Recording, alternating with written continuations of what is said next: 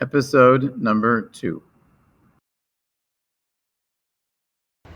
Oops, did I make a mistake? Did I marry the wrong person? Let's discuss.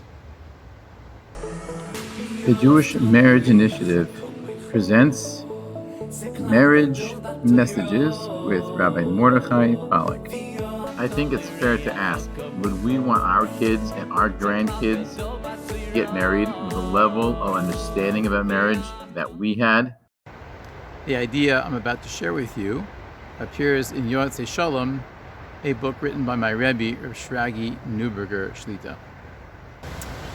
Many of us, maybe most of us, and maybe even all of us, at some point in our relationship, in our marriage, have this sense and have this feeling that, oh my gosh, I blew it. I married the wrong person. No, it's not just you, but it's a universal or almost universal feeling. And the question is, why does that happen and what do we do about it? Well, this situation certainly has been magnified today for several reasons. There are several factors at work here. Number one, let's face it, relationships are portrayed as easy and fun. Number two, we're taught by our culture that attraction is all you need. The natural attraction between a woman and a man is all you need to make it through. And number three, we're taught that, you know what, we're basically the same. At the end of the day, two people come together, a man and a woman, not that different. We're really the same. And these create this illusion. And then we wake up one day, maybe 6 months, a year, 2 years, maybe 10 into the relationship, and we get scared. And we think, oh my gosh, I made a terrible, horrible mistake. And what do I do now? The truth is, the Torah teaches the Jewish approach to marriage is that men and women are very, very different. And attraction will never carry the day by itself. And it's not easy all the time. Relationships do take work. So when we get that sense, that gnawing, nagging feeling that we made a mistake, it's not a mistake. It's just we're waking up to reality. To the reality that Hashem, that our Creator, wants us to understand and to appreciate. And we should understand that marriage is challenging and takes a lot of work. And at the same time, we all know is one of the most rewarding things in all of life. And I should hope and expect that because of those challenges and because of the work I'm going to put into my relationship, I won't be the same person in 5 years, in 10 years, and in 20 years. I'll be a different person because I changed and I grew and I worked on my relationship because of those differences, because of those challenges in my relationship.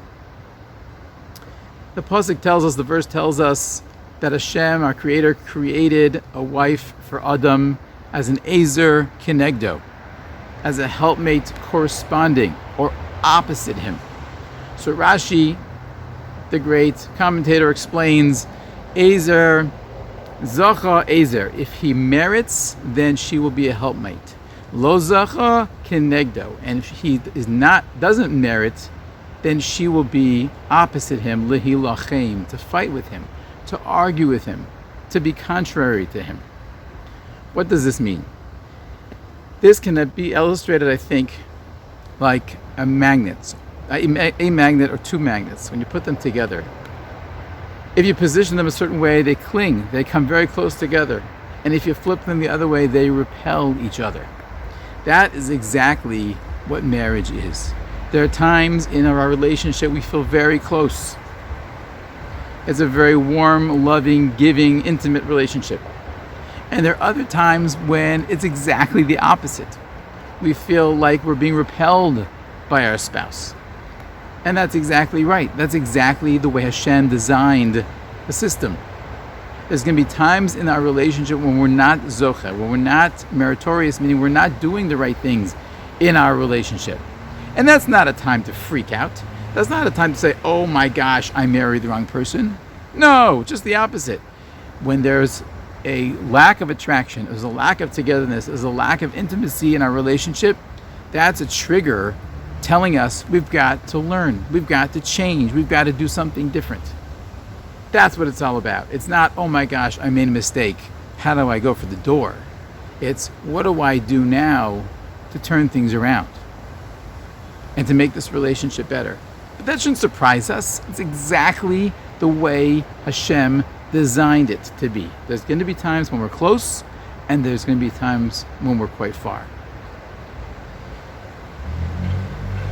We should therefore understand that friction in our relationship is not an impetus, should not get us thinking about leaving the relationship, God forbid, but just the opposite. It's not a reason for doubt, it's a reason to roll up our sleeves and get to work. Thank you for joining us. JMI offers regular free content, affordable e-courses, affordable group coaching, individual coaching.